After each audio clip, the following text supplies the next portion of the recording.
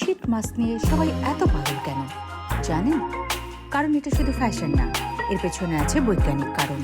চলুন সহজ ভাষায় জেনে আসি সায়েন্স কি বলে। শীত মাস্ক মুখের উপর একটা পাতলা আবরণ তৈরি করে।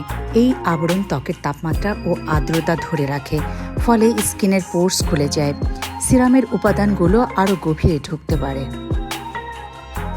কিছু কিছু শীত মাস্কে সাধারণত গ্লিসারিন, হাইলোরনিক অ্যাসিড বা অ্যালোভেরা থাকে। এসব উপাদান আর্দ্রতা টেনে আনে এবং ধরে রাখে, যার ফলে ত্বক হয় হাইড্রেট, স্মুথ এবং সফট। আবার মাত্র 15-20 মিনিটে ত্বকে উজ্জ্বলতা আসে, তাই আত্মবিশ্বাস বেড়ে যায়, মুডও ফ্রেশ হয়, যেটা মানসিক স্বাস্থ্যের জন্য ভালো।